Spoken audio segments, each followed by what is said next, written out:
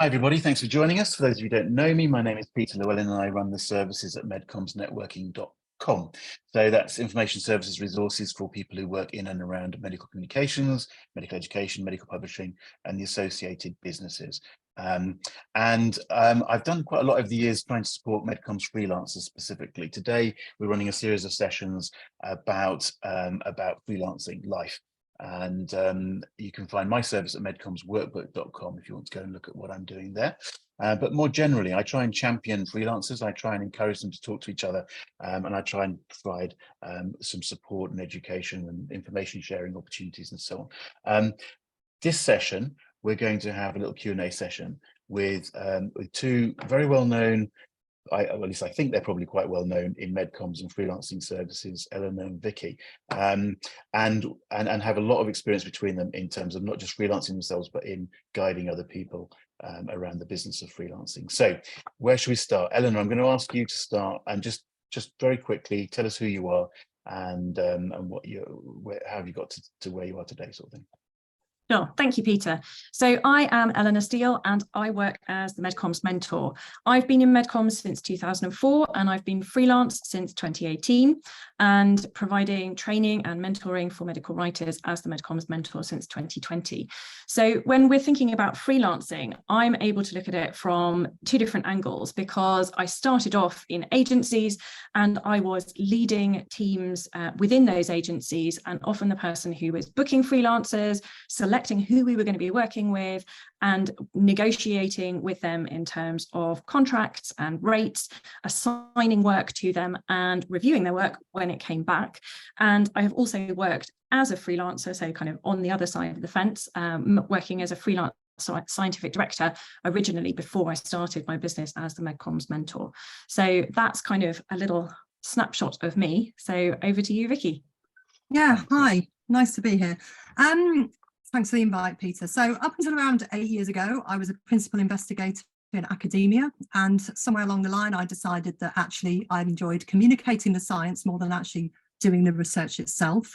And I stumbled across serendipitously by connecting with people and networking, as we've heard lots about this afternoon, with a medical writer who told me what she did for a living and told me about MedComms. And I thought, that's the job for me. Sounds excellent. And I moved into this industry. I started off in agencies, worked my way up the standard medical writing career path.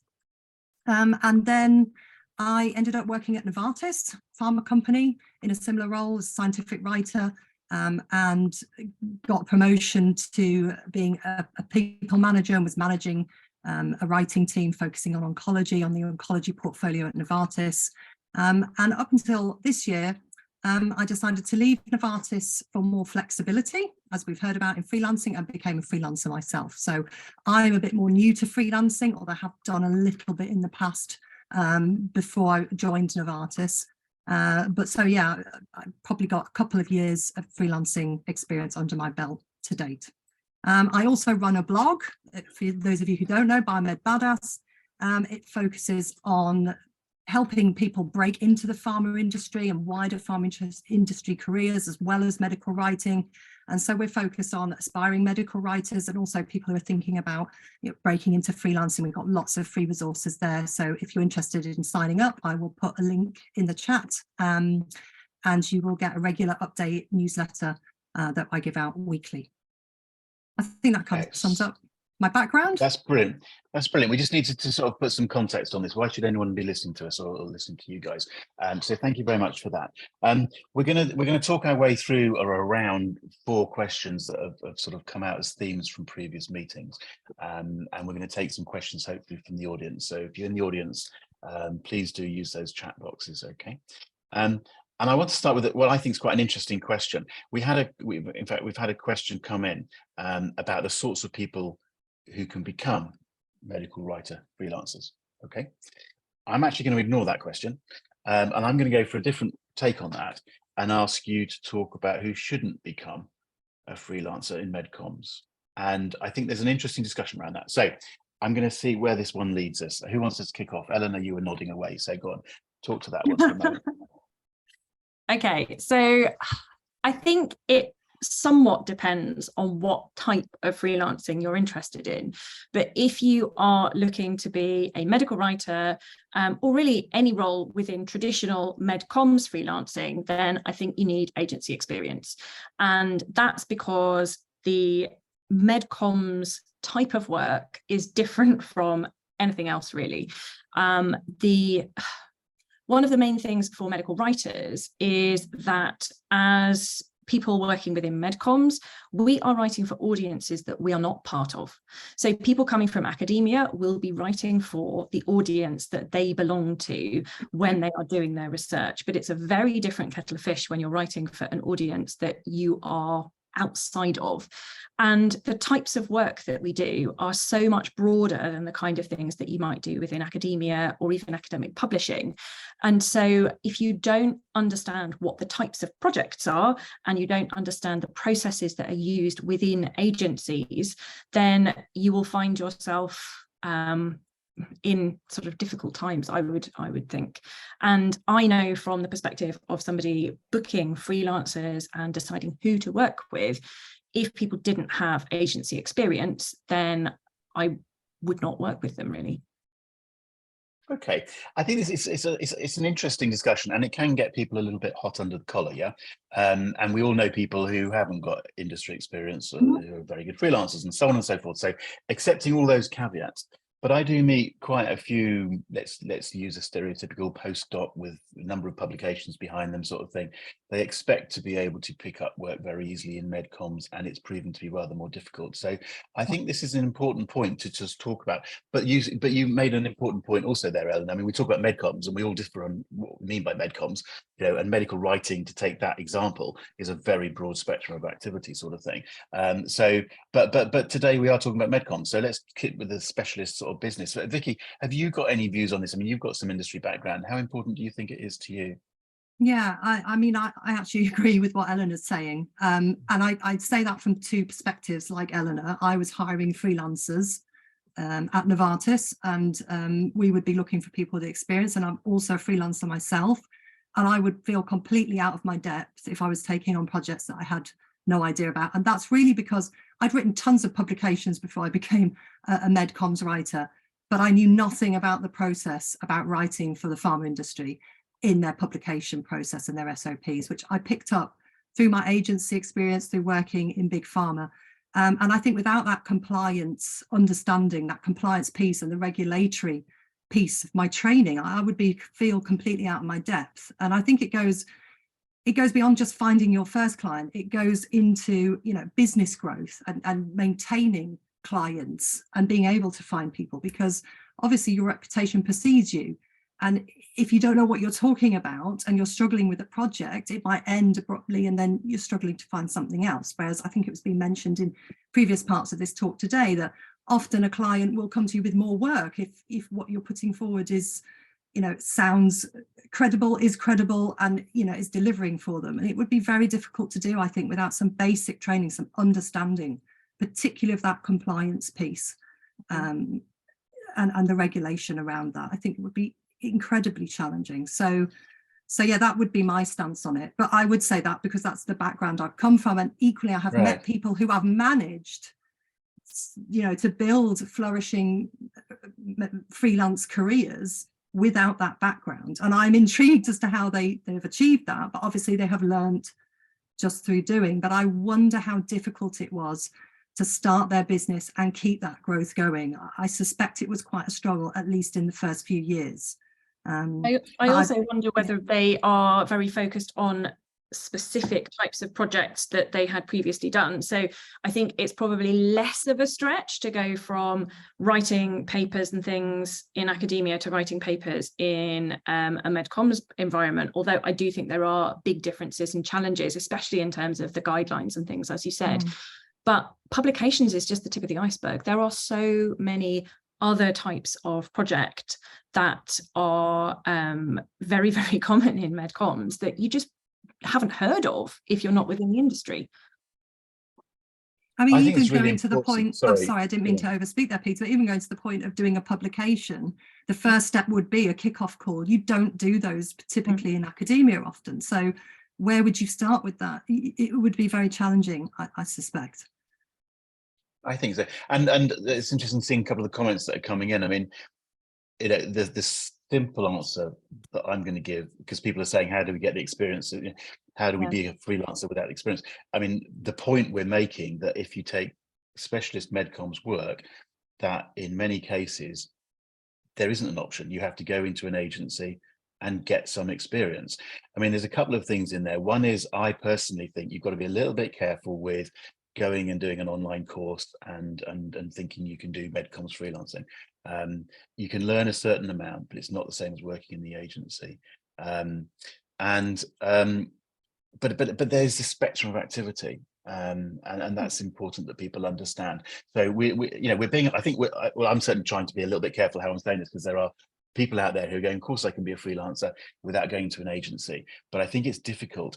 A MedComms agency typically that's commissioning freelance work, I can certainly tell you from the experience of the workbook, is typically looking for someone with MedComms agency experience. And it's as simple as that. And there are plenty of freelancers out there, and it's competitive, okay? So just understand that about this particular business, and that's maybe where we're coming from. That doesn't mean someone without MedComms experience can't get freelance work, medical writing or whatever, but understand in a specialist business that they're going to be more likely to be looking for that specialist business, okay? And I would add there, sorry, I'll just quickly add there at the end, it would only take you a couple of years or so to build up enough background to then be able, and enough contacts as well, to then be able to go out and run a flourishing freelance business. So why not just go and take that agency experience for a couple of years, see it as training? You're getting paid while you're doing it. It's free training. It's there for you. Just that would be my approach. Yeah, I think I'd come back at that in a couple of ways and go, just be a little bit careful, because again, I mean, if you want to be a freelance MedComms specialist without the MedComms experience, you're not necessarily even knowing what you're getting into, sort of thing. So you may not be able to sit there and go, logically, I'll get a job in an agency for a year or two and then become what I want to be. There's a bit more of an evolution about it. But also, I would recommend anyone who goes into MedComms and then they see the opportunities open up in front of them, to maybe get as much experience under their belt and don't move too quickly, partly from the point of view of getting experience of the work, but also getting the contacts that come, because once you go out into freelance land, you need the contact, which leads us nicely into the next comment, or the next sort of topic, as it were. We sort of talked about what advice have you got for someone who's, let's assume now, following our logic, that you're working within an agency or an industry. What do you do in order to start preparing the groundwork for going out as a freelance? Again, Eleanor, go on, lead off with that one. Yeah, so I think one of the main things that you can do is build your network of connections. That is the lifeblood of a freelance business. It's very much about kind of getting to know people, because I think the people who are hiring freelancers are much more likely to go with a familiar name than someone that they've never worked with. Because usually when we're hiring a freelancer, it's because we've got an urgent project that we need to get done quickly and well. And so if there's a choice between a known quantity and an unknown quantity, we're going to go with someone that we know. And the way that you can approach that before you actually make the leap and go freelance is to just sort of build up your LinkedIn network and connect with as many people that you are kind of working with, or maybe have moved on to other agencies, because MedComms is a small world, really. And so if you know people within the agency that you work, it's quite likely that some of them will move on to another agency, and then you will have contacts there, and then you can kind of just sort of grow your network like that. And cultivating those contacts, keeping in touch with people, potentially talking to a few close contacts or trusted friends before you actually make the leap, so that you can start beginning to kind of test the water and see where there might be opportunities for you to begin freelance work, might be feasible before you actually do that. But it's also worth talking to your current company and line manager once you've decided you are going to do it, you're resigning, you're going to go freelance, because a lot of people have their first freelance contract from the company that they have just left. Absolutely. I put my hand up there. That's my. Is that what happened? That Yeah. was what happened to me. Yes. Yeah. I mean, the important point that I then say on that front is be a little bit careful, because you can find yourself waking up on a Monday morning, sitting down at your computer, doing the same work you were doing on the Friday, because you've sort of like, you're now doing some work for the agent. You've got to think about how you're going to develop your business and broaden your business. You don't want to be 6 months down the line just working with the people that you were working with before. Yeah. So let's talk a little bit about that. Vicky, go on, talk a little bit about, what sort of tips have you got for people in terms of going out there and developing some business? Yeah, I think, as Eleanor said, get your first few clients under your belt, and you can certainly do that whilst you're still in role. I think a lot of people focus on kind of the busy fluff about setting up a company, registering it, getting a bank account. And these are all important things, finding an accountant. But the crucial thing is who's going to pay you at the end of the day. So, figuring out that and finding a few clients. We've spoken about it throughout this session today, networking. It's what you're all about, Peter. It is absolutely essential, I think. And what I try to do is carve out a little piece of time each day to hit LinkedIn and just keep those connections going, and just try and, build up future work potentially that might come in. I've made the mistake of getting very comfortable sitting on my, resting on my laurels, so to speak, in a role, busy in the day-to-day project and the delivery, and then suddenly realised in a couple of weeks that contract's going to come to an end and I'm in a massive scramble trying to find something. So I've learned the hard way. I've learned that, slowly trying to keep in contact with people, testing the market, seeing what's out there, seeing who needs help, periodically just reaching out, checking, if they need support when, is probably the best way of doing it. I just try and keep on top of it, doing a little bit every day. I don't know if that's the approach most freelancers take, but for me that works.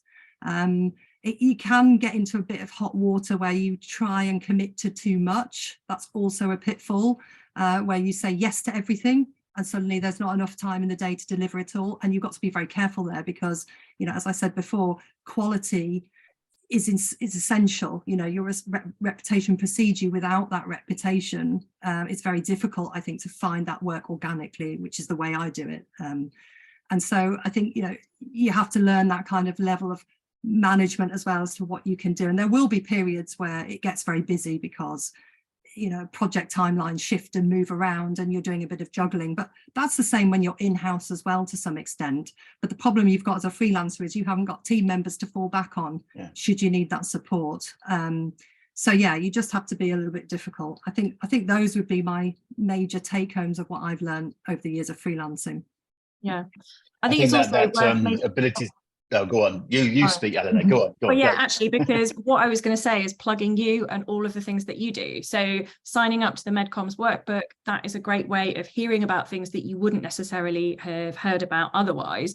And for the networking side, the events that Peter runs, whether that's in-person events or online events, going to the webinars that happen on a regular basis and connecting with the people who have participated in them is a great way of building your network, and then starting conversations, commenting on people's posts, sharing things that you find interesting with a useful insight or a little snippet of your experience. Those kind of things get people aware of who you are, even if you haven't previously worked with them. So yeah, thank you for everything that you do for freelancers, Peter. Okay, thanks. You're allowed to plug it. I'm not. Okay, that's what I was going to say. I was just going to pick up on what I think is a really important point that Vicky mentioned, which is the importance of being able to say no, and particularly when you start as a freelancer, it's very, very difficult. Your inclination is to say yes to everything, and I think it's really important to learn to get over that a little bit. That's not to say you can be very picky. You may not be as picky as you want to be, but what you don't want to do is take on work that you fail to deliver, because the client will never come back to you. People worry that if they say no to a client, they won't come back to them. But the sure guarantee way of them not coming back to you is to say yes and then not deliver the work. That's absolutely true, and we all know this from commissioning freelancers and doing work and so on. And thank you for the plug. Okay, thank you for the plug, Eleanor. But what other places can people go and find? I mean, you can talk very open here, but what other places can people go and find work have you got examples, directories, services, platforms? Let's throw a few names around that give people some hints as to where to go. So I have a slightly more organic suggestion. So getting in touch with other freelancers. So the model that I think works quite well to manage that sort of overcommitment is to know a few other freelancers. So when one of you is busy, they can say, oh, why don't you work with this person? They're excellent. They will be able to pick up the project, and you can kind of handwork off so that you're never overcommitted. And it's actually incredibly helpful for the person who has just said, can you do this project, to have a name immediately back in their inbox saying, why don't you get in touch with this person? I think they've got some availability, if you can do that. So, I mean, I wouldn't do it for someone who you've just kind of heard is a freelancer and don't know. You obviously have to make sure that it's someone that you feel comfortable recommending. But if there are a few other freelancers that you know and trust, having that kind of collaboration can be very, very valuable, and it will be really well regarded by somebody who is booking freelancers as well, because it's really hard when you think you found the person who can do it and they turn around and say, no, I don't have availability. We understand that that is often the case, and we don't want to overwork you, but we do need to find an alternative. Yeah, and it's really helpful as an employer to also have somebody come to you and say, I can't do it, but here's a suggestion of somebody that you might want to reach out to. I find that really helpful, because obviously, you want that person who's fully booked, because you've got that, that that they're obviously in demand and delivering high quality work. But then equally, if that person can recommend somebody, you assume that of the person they're recommending as well, because it's their reputation when they're recommending someone. So, when I was hiring freelancers, that was super helpful as a hiring manager. I'm going to pin you down though, okay, girls? Sorry, people. I want to know whether you've got any suggestions where people can go to find directories or platforms where they could get involved in, or do you just not think any of that's worthwhile? Because I would argue that, especially when you're starting off, it's worth putting your name out there. We talked a bit about LinkedIn. I could rattle off a few, but I thought you might come up with a few of the sorts of places where you can get yourself listed, or you can become part of directories and so on and so forth. Any suggestions from you two? Well, I recommend your services, Peter. Okay, but I'm trying to get away. I have to say. And on my newsletter, I actually put out, when I see things on LinkedIn, I put out there as well, if I feel it would be helpful definitely for aspiring writers. Okay. But there are a number of networking groups on LinkedIn as well that I'm part of. I have to say, touch wood, at the minute, most of my work is coming through word of mouth and organically. I haven't had to rely on those sorts of networking forums yet.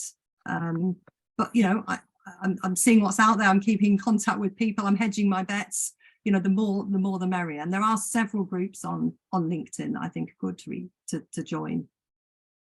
And there are Eleanor, go on. Yeah, sorry, there are also recruiters that work specifically with freelancers. And so looking for those people who aren't trying to find permanent positions, but are helping agencies source freelance support can be very useful. Now, obviously, they take a cut of the fee, but then they kind of will pay potentially a higher rate because of that. So it's a tricky one, but it is possible to work with recruiters to find work as well. Yeah, and I would recommend people aren't too scared of talking to the recruiters. They worry about the fact they're going to take a slice of their deal. That's not how the recruitment works on that side of the business. But quite a lot of freelance work goes through recruiters. So the only point I would make is work with the specialists who understand the business absolutely properly. I will simply throw out a few suggestions to other people then, because we didn't get I got a bit bogged down in this one, didn't I? But I would suggest certainly looking at places, obvious places, AMWA, organizations like that, ISMAP now, where they have directories and services where they'll list freelancers and so on, is definitely worth having a look at. Some of the societies, it's basically free. If you're a member, you can get involved in that stuff. In others, they have directories where they're paid for services and so on. But you should be having a look at those. Biomed Professionals is another nice directory which has got a whole bunch of people involved now, where people can go and look and match up and so on. Taylor's Freelance, I've got a couple of names written down somewhere, Juno, platforms. I mean, I'm not trying to plug or not plug particular service. All I'm trying to say is there are a bunch of services out there, guys. You know, if you're sitting there as a freelancer and wondering why the phone isn't ringing, I suppose that's what worries me with some freelancers, is they go, right, okay, I'm now freelance, and they'll come to me. Whereas actually you've got to go out there and you've got to put yourself out a little bit, and becoming part of some of these directories and platforms and services is potentially useful. Difficult to know quite how much comes from any one source or another. And I'd say that about my own service, but if you're not part of it, you're not going to win, sort of thing. Couple of minutes on the difference between working in an agency and working as a freelance. Who wants to go with that? Eleanor, go on, you go first. So I think the biggest difference is a lack of feedback. When you are working within an agency, feedback is a huge part of how you are trained, and you will get constructive feedback from the person who has given you a brief, and you will also usually be involved in incorporating feedback from clients and authors or speakers, sort of the whole process. Whereas with freelancers, it's often the fact that you'll be briefed on a project, you will do a draft of it, and you will send it back and then hear nothing. And that's because it's not worth the agency to spend time and therefore money on giving you that level of critique, because you may never work on another project in that account again. They kind of don't know. They're not looking at it from that long-term perspective. So it's not worth them investing in giving you feedback. Now, I always recommend that people ask for feedback, but in a way that is going to be short and sweet. So I recommend asking people to tell you one thing that worked well about the project that you've just done, and one thing that you would be able to improve for next time, so that it's just a 2-minute thing and is very easy for somebody who is probably very, very busy to do. And you probably won't get feedback every single time, but it might just nudge a few people to give you a little bit of feedback, which you can then use to improve your processes and things like that. Go on then, Vicky, have you got some views on that? Yeah, well, I've touched on a few. So definitely the managing the workload. I mean, when you're in an agency or in big pharma company, you've got somebody managing the workload for you to some degree. If you become overwhelmed, you've got that team support you haven't as a freelancer. I always miss being able to ring up IT and saying I've got a computer issue. Right, it's down on me now. So that kind of thing, and the teamwork, obviously, this has been touched on as well. You know, people feeling it's a little bit more lonely. You don't get that feedback necessarily, but that does also depend on the type of client you're working with as well. I've found in certain agencies, I've been more absorbed into the team. I've been invited to status calls. I have heard feedback on particular projects, maybe not specifically, but I get more insight. In others, I've just been literally given something to write. I send it back. I never hear anything again. The next day I get something else. So, it depends on the client that you work with. And equally, one thing that I found really different as a freelancer is often employers, my clients, don't want me directly interacting with the end user client, like the pharma company.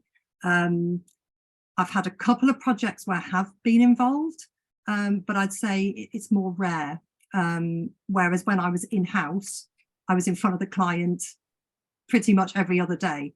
And so I find that different, because then I'm getting my feedback from the end client, the pharma company. I'm getting that secondhand, and that can be a little bit challenging because, I'm not getting that first-hand information about exactly what they want and what they need. It's kind of delivered to me through people in-house at the agency. So I guess those are probably the biggest thing. And of course, running the business as well. You don't have to worry about any of that. Right. When you're in-house, it's a lot easier. So yeah, I think those are the big things. So getting back to who shouldn't go in, anybody who likes a steady paycheck and doesn't want to run a business should probably think twice about being a freelancer. Right. And running the business as a whole, there's all sorts of issues we could probably cover off there. There's a few questions coming in about the importance of accountants and tax rules and things like this. I mean, the general point is just, you have to take this seriously. You're running a business and you're going to have to work it out a little bit. And then I would make the point that, networking, community, groups, join in, get support from each other, all very, very important. Yeah. One question I thought, just to finish off, hire an accountant. I would say you would say don't try and do it yourself, but that's me. The tax laws confuse me, so hiring an accountant who's used to working with freelancers works really well for me. Absolutely. And I think that is definitely the advice for anybody who's concerned about IR35, because it can be quite a complex one. And from my perspective, I don't think a lot of agencies have really got on top of it, especially the smaller ones who think, oh, we're below the threshold size, therefore we don't have to think about it. And no, that's not the case. It just means that the decision has to be made by the freelancer. They are responsible for deciding whether it's inside or outside of IR35 rather than the company. Okay, I'm going to draw the line on that one and explain to anyone that's watching this that doesn't know what IR35 is, that we're talking about UK tax law. So the general point for anybody looking at this is understand the tax laws, and they do change, and you have to work with them, sort of thing, which the professional organisations can help with. I think we'll draw the line there. Actually, I had a couple of other questions in my mind, but I'm going to draw the line there. I'm going to encourage people to contact you. LinkedIn is an easy way of doing it. And follow up. I'm going to encourage people to join in with networking and community groups where they can talk about these things, some of which are freelancer specific. The MedComms workbook, I'm going to put a little plug in there and just go, look, one of the points of the MedComms workbook is there's a bunch of freelancers who can all talk to each other, and that can help enormously. But there are lots of other groups out there. And I'm going to say for the moment, thank you very much to those of you who are watching today. Stick around because we're going to open up the Q&A a little bit more openly now. But for today, thank you very much for the recording. Huge thanks, and say goodbye. Bye.